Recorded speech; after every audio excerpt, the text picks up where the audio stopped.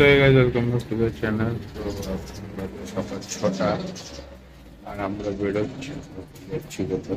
তো যেতে যেতে তোমরা জানতে পারবে কোথায় যাচ্ছি। আর চলো বেরোই, তারপর দেখা হবে।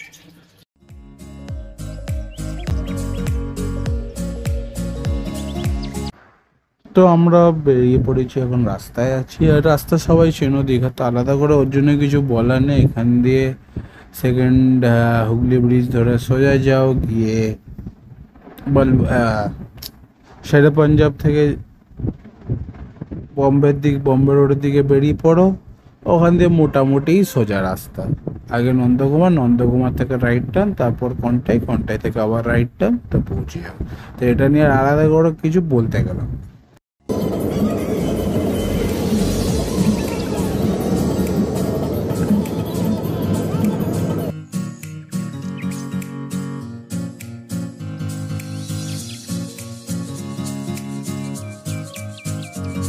তো আমরা নিজেদের ফার্স্ট স্টপে দাঁড়িয়েছি শেরে পাঞ্জাব ব্রেকফাস্টের জন্য।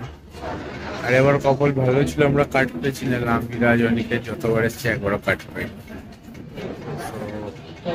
তো জিনিসটা হতো যে আমাদের অনেকটা ঘুরে আসতে হবে। এবার কাট পেয়ে গেছি ভালো, কিন্তু এখন ফেরার সময় আবার ছিল।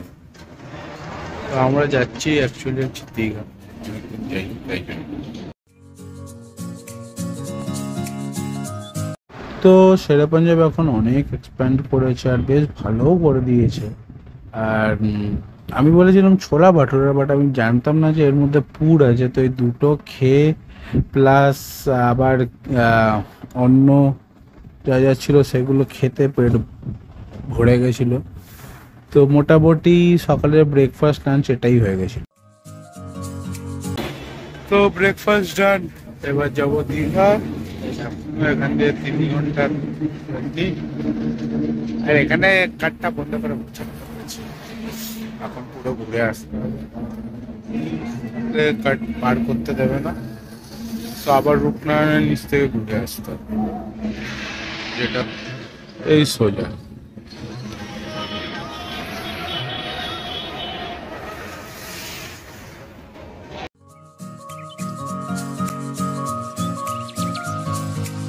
তো একটা জিনিস বলতে ভুলে গেছিলাম যে শেরে পাঞ্জাব আসার জন্য এখন কার্ট আছে, আর বাইকের জন্য মোস্ট প্রবলি আন্ডারগ্রাউন্ড প্যাসেজ করা আছে। হ্যাঁ, কার্ট আছে, তো কার্টটা থেকে এসে ঘুরে তুমি ঢুকতে পারো যদি কলকাতার দিক থেকে আসছো।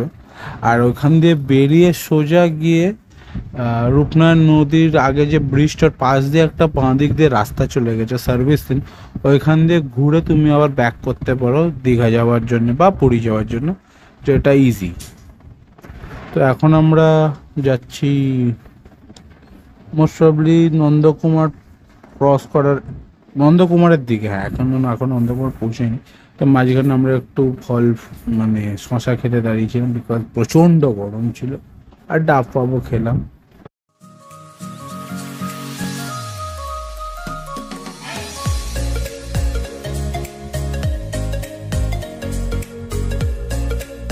তো অনেক জায়গায় দেখবে এরকম লাইন ধরে পরপর অনেক লোক দাঁড়িয়ে, মানে শশা, তরমুজ, তারপর কদবেল নাকি আরো অনেক কিছু নিয়ে, পেঁপে ফেপে নিয়ে দাঁড়িয়ে থাকে। তরমুজ আর নারকল, তো নারকল বলছি, ডাব তো পেয়েই যাবে সব জায়গায়।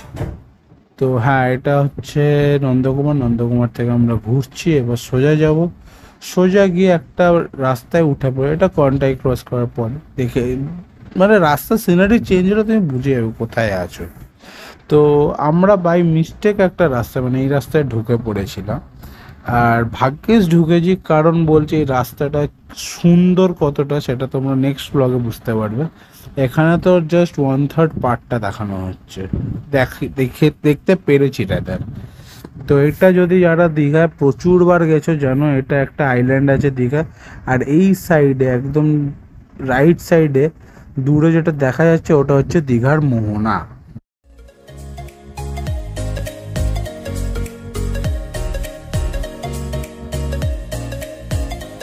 তো এখন আমরা ওল্ড দীঘায় ঢুকেছি। ওল্ড দীঘা এখানে আগে কোনোদিন পার্কিং ছিল না, এখন পার্কিং করে, এটা খুব ভালো করেছে ভাই।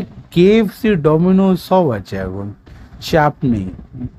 নিউ জেনারেশনের লোকেদের জন্য, আর আমরা যারা ওল্ড জেনারেশন তাদের জন্য কিছু যাইছে। তো এটা আমাদের হোটেল ছিল, hotel signet in C view.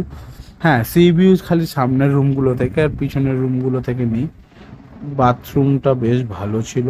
Plus যদি বলো রুম কেমন, room is was according to budget, sorry price, room অনেক ভালো। আর এর মধ্যে ইনক্লুডেড ছিল আমাদের ব্রেকফাস্টটা। তো বলবো বেশ ভালোই ছিল, এমন কিছু না, এমন কিছু বাজেও বলবো না, খারাপও বলবো। তো তারপর আমি একটু খেতে বসে চা খাচ্ছিলাম রাতের, বিকজ একটু কাজ বাকি ছিল, তো কাজগুলো করে নিতে ততক্ষণ হলে একটু চাও খাই, যেন চা কেন খেতে হচ্ছে।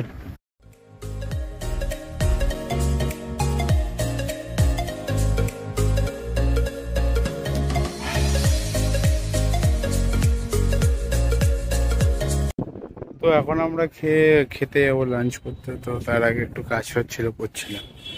তারপর হোটেলের রুফ থেকে রিভিউটা দেখাই। তো এই সামনে সমুদ্র, এখানে রাস্তা আছে যাওয়ার জন্য।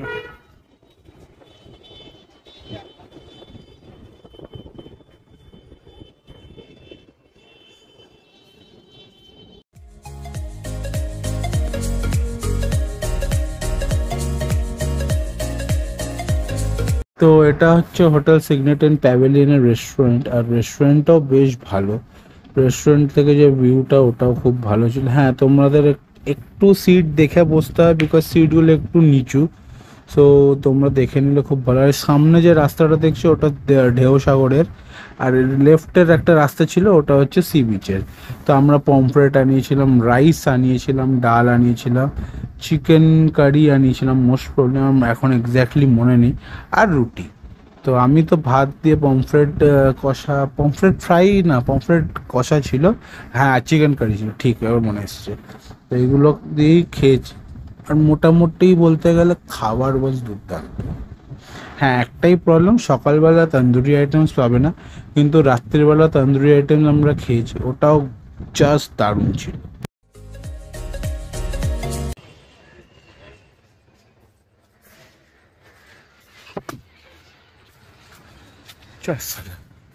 হঠাৎ হঠাৎ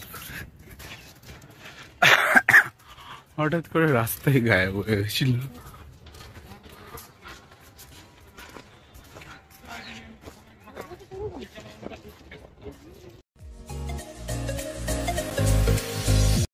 তো যেহেতু কয়েক ঘন্টার জন্য, মানে ওই 12 থেকে 16 ঘন্টা ধরে নাও, তো আমরা বিকেলবেলা রেস্ট করে বেরিয়ে পড়ি 7:30 নাগাদ। আর এটা হচ্ছে পুরীর জগন্নাথ মন্দির, যেটা আমাদের দীঘায় হচ্ছে। আর এর যদি এক্স্যাক্ট লোকেশন বলি, দীঘা রেলওয়ে স্টেশনের গা লাগোয়া, মানে রেলওয়ে স্টেশন থেকে নেবে তুমি, দেখে আবার পরের ট্রেনে ব্যাকও করে যেতে পারো, যদিও কেউ করে না, বাট আমি বলছি, মানে যদি হয় আমার বন্ধুরা যদি হয় আমরা এটা করে নিতে পারি, বিকজ আমাদের মাথার পোকাগুলো মরে রয়েছে। আর বেশ ভালো, আর বিশাল বড় জায়গা নিয়ে বানিয়েছে।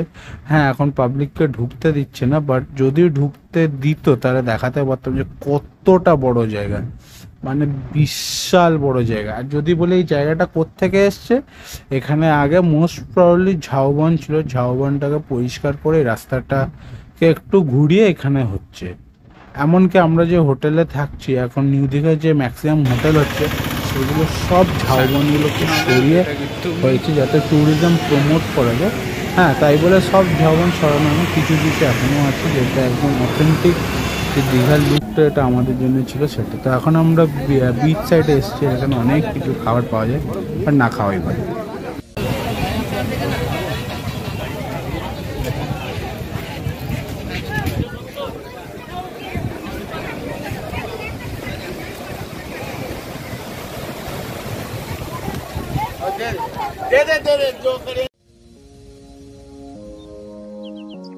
তো এই যাদের মনে আছে ছোটবেলায় যারা দীঘায় আসে, তাদের নিশ্চয়ই মনে আছে এখানে পেন্সিল বক্স, ছোট ছোট শামুকের স্ট্যাচু, হ্যান ত্যান অনেক। কিন্তু দীঘাতে এখন খুব ভালোভাবে সাজিয়ে নিয়েছে।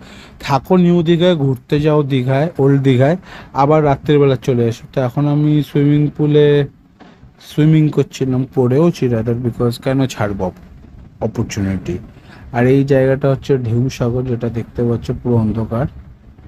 আর অ্যাকচুয়ালি আমি আমার ফোনের পাউচ নিয়ে যেতে ভুলে গেছি, সো জাস্ট ওপর ওপর থেকে দেখাতে পারছি। আর রাত্রের খাওয়ারও জাস্ট দারুণ ছিল, খুবই ভালো ছিল। আমরা প্রন কারি, তারপর আলু আর বিরিয়ানি নিয়েছিলাম, জাস্ট দারুণ ছিল খেতে।